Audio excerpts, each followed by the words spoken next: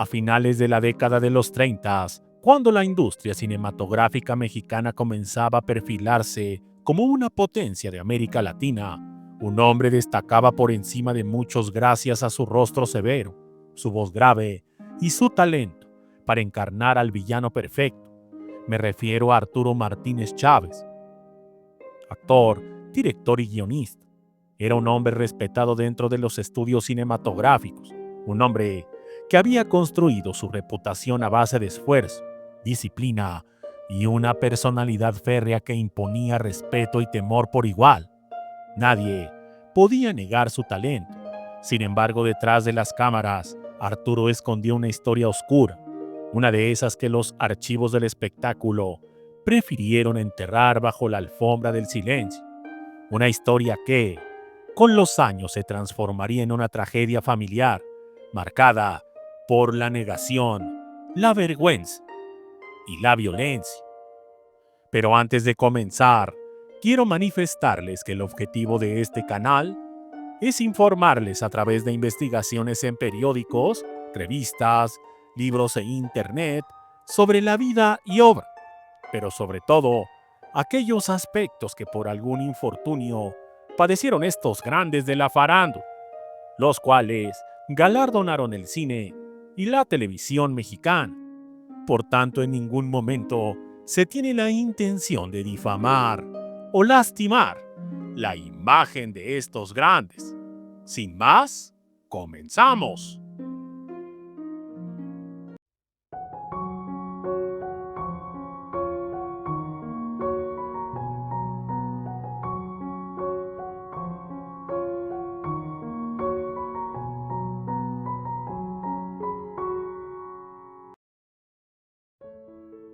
Corría el año de 1939, un año crucial en su vida profesional y personal.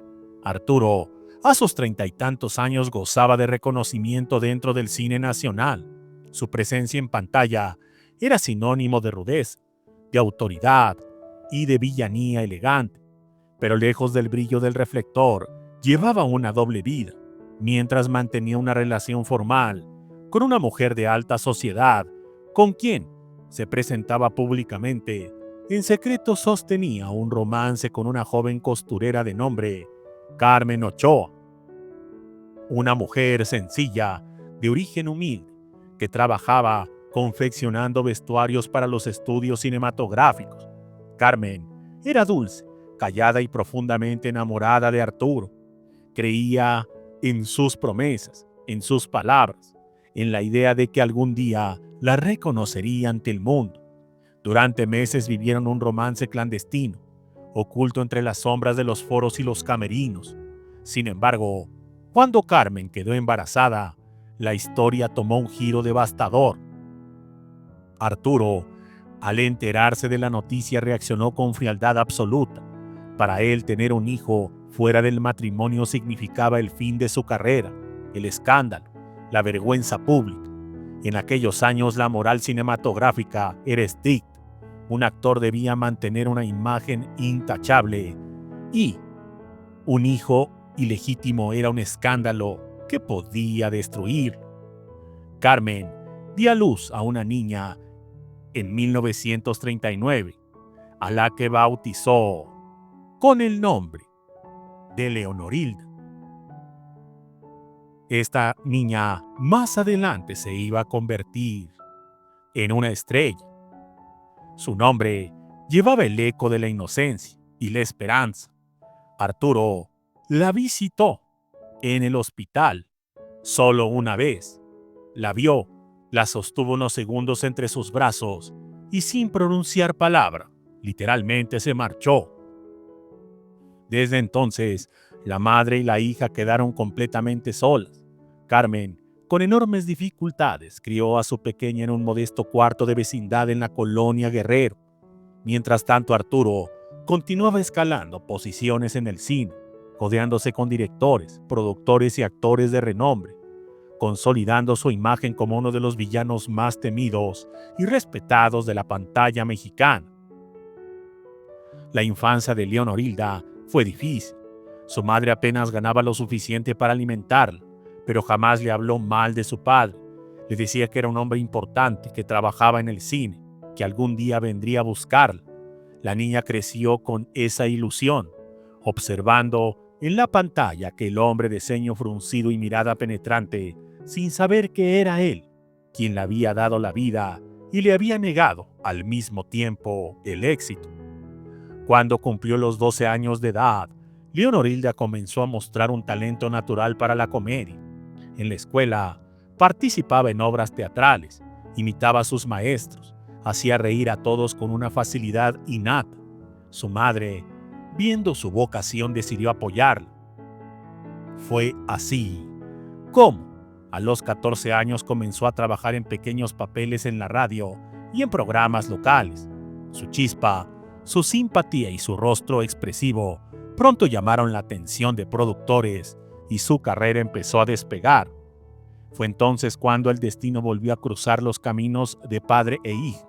Durante una filmación en los estudios Churubusco, en 1954, una joven asistente de producción presentó a Leonorilda con el experimentado actor y director Arturo Martínez, sin saber el lazo que los unía.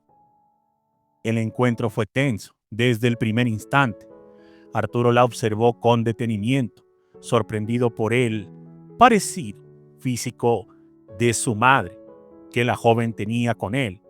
Leonorilda, por su parte, sintió una mezcla de admiración y extraña familiaridad. Sin embargo, él no dijo nada, la saludó con cortesía y se retiró. Carmen, enferma y con remordimientos, decidió entonces contarle la verdad a su hija, que Arturo Martínez Chávez era su padre, que la había negado desde antes de nacer y que jamás había querido saber de ella. Leonorilda quedó destrozada. No podía creer que el hombre que admiraba, que veía en la pantalla con tanto respeto, fuera el mismo que la había abandonado. Durante días la rabia la consumió y decidió confrontarlo. Una tarde, al terminar una filmación de los estudios San Ángel, Leonorilda esperó a Arturo en la salida. Cuando lo vio aparecer, lo enfrentó directamente, llamándolo padre. El rostro del actor se endureció de inmediato. Intentó ignorarla, pero la joven no se lo permitió. Le reprochó entre lágrimas su abandono, su indiferencia, su cobardía. Arturo, avergonzado por la presencia de otros actores que observaban la escena, intentó apartarla con brusquedad. Ella, en un arranque de desesperación, lo empujó y lo abofeteó. Fue entonces cuando él, dominado por el orgullo y la ira, la tomó del brazo con fuerza y la giró hacia él, diciéndole que jamás lo volviera a tocar y que, si volvía a hacerlo, él lo metería a la cárcel. El escándalo fue inmediato. Aunque los presentes juraron guardar silencio, el rumor se extendió como pólvora en los pasillos del cine mexicano. Nadie se atrevía a mencionarlo abiertamente, pero todos sabían que entre el gran villano del cine y la joven comediante existía un vínculo oculto y tormentoso. Desde aquel día, Arturo Martínez Chávez la desconoció públicamente, prohibiendo que su nombre volviera a ser mencionado cerca de él. Leonorilda, herida en lo más profundo, decidió demostrarle al mundo que podía triunfar sin necesitarlo. Se lanzó de lleno a la comedia, donde su carisma natural la convirtió en una de las actrices más queridas de la televisión mexicana. Décadas más tarde, participó en programas icónicos y se consolidó como una figura entrañable del entretenimiento, mientras su padre se hundía en la amargura y el olvido. Arturo, ya envejecido y enfermo, observó desde la distancia cómo su hija triunfaba. Nunca se atrevió a acercarse, aunque en su interior lo deseaba. Su orgullo pudo más que el arrepentimiento. Murió sin haberla reconocido. Lamentablemente, esta historia es una de las muchas que se ha repetido en la época dorada del cine mexicano.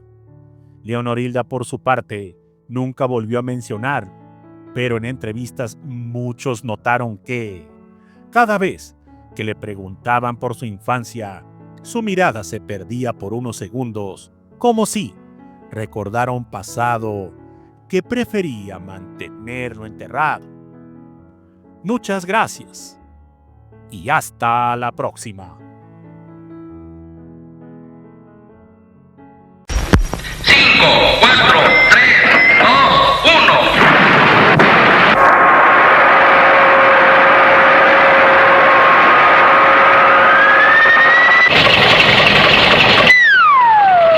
1. No se apure, la cosa es sencilla.